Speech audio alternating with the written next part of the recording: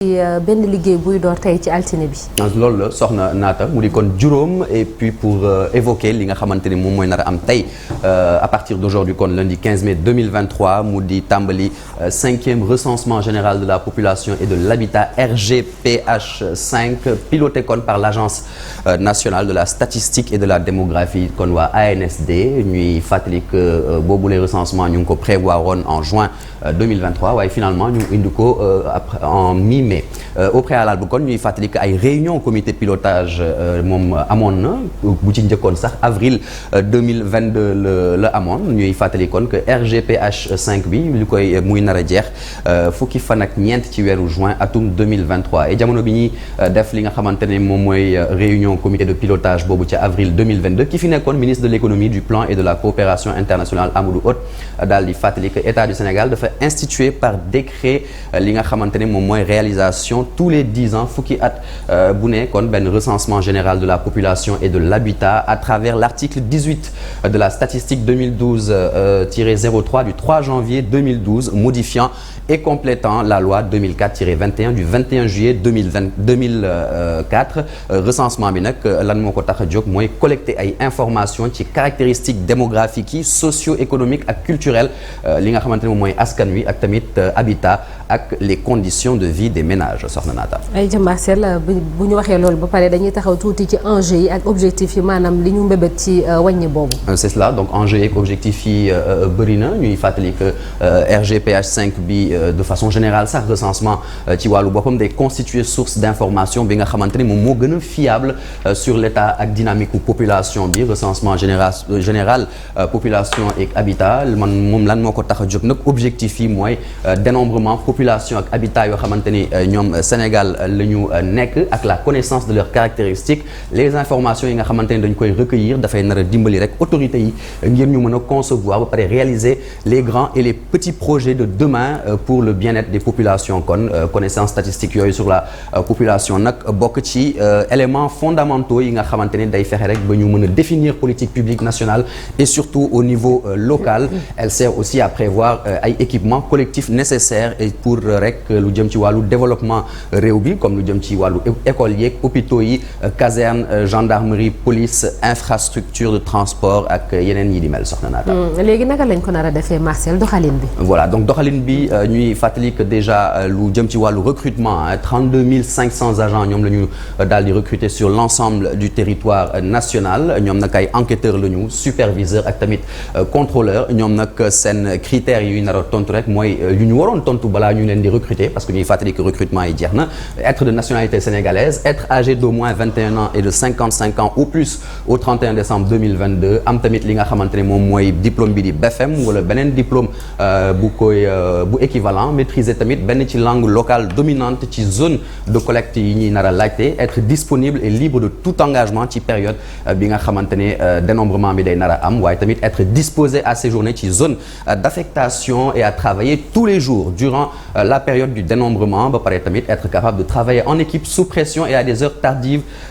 parler tamit couramment la langue française bokkoon na ci yooyu les critères de sélection ñuy fàttali que lu tolloon ci 32 000 tablettes yoo xamante ne ay sénégalais ñoom ñoo ko concevoir ak lu ëpp junni ci ay ordinateurs ñoom ñooy nar a rek servir au dénombrement général loolu waraloon sax ci critères de sélection yi ñu jàppoon na ne expérience ci collecte des données ak tablette wala smartphone mënoon na nekk un atout supplémentaire soxna Naata. léegi ngir jeexal Marcel ñu def ab fàttali bu ndaw ci wàññi bu mujj bi fi amoon laata bi. exactement wàññi bu mujj bi que retenir du RGPH 4 kon boobu moo doon le dernier recensement buy daté de 2013 mu amoon du 19 novembre au 14 décembre de cette année kon après ginnaaw kon ñu amaloon yeneen i recensement 1976 1988 ak bu 2002 ci recensement bu 2013 bi sax la ñu daal di combiner recensement yoo xamante ne dañu ko jëmale woon lu jëm ci wàllu agriculture ak élevage waaye ñu jàpp ne que démarrage collecte bi moom jamono jooju nekkul woon lu amoon ci fépp ci Sénégal ndaxte Dakar collecte bi mu ngi daal di tàmbali à partir du 21 novembre au lieu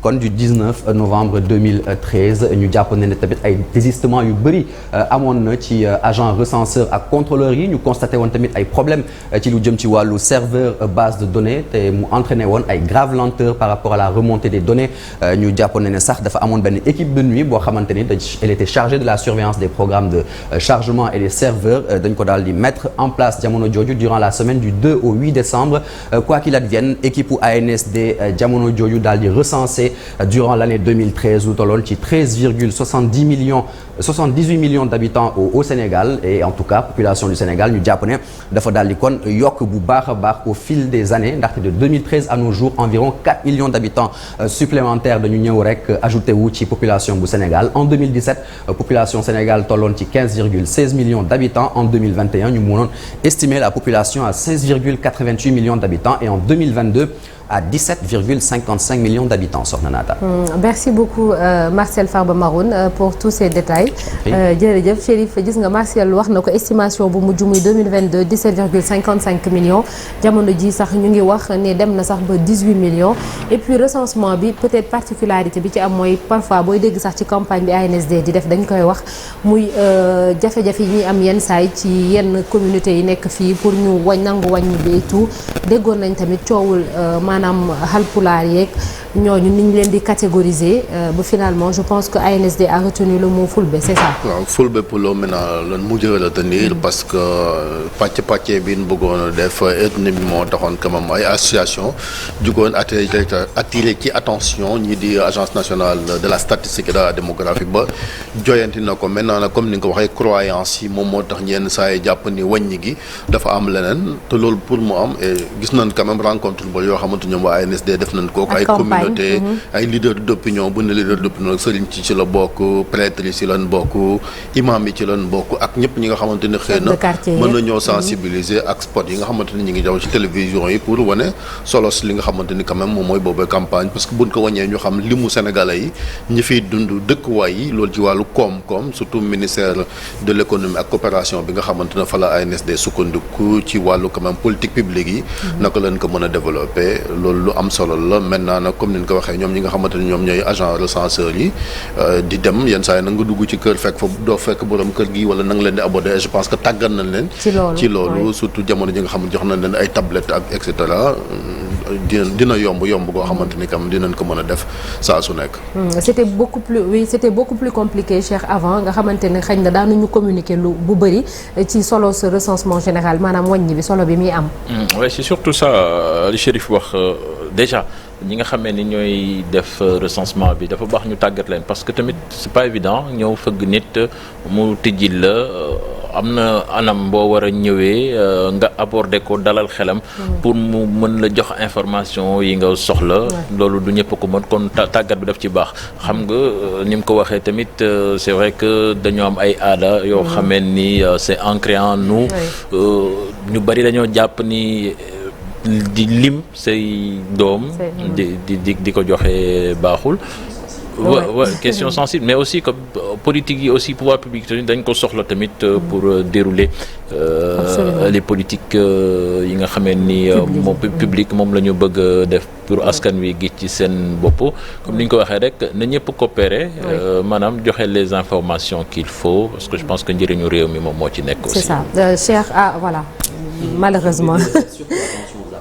oui voilà ñi ñëw di mu boo ANSD voilà malheureusement voilà 7h40 jot na ay gilet ñi koy def am nañ gilet yu ni sol jox na leen ay cartes yu leen identifié voilà tey jëlee RFM matin dañuy dalal Khadija Mayekor Diouf moom mooy maire bu commune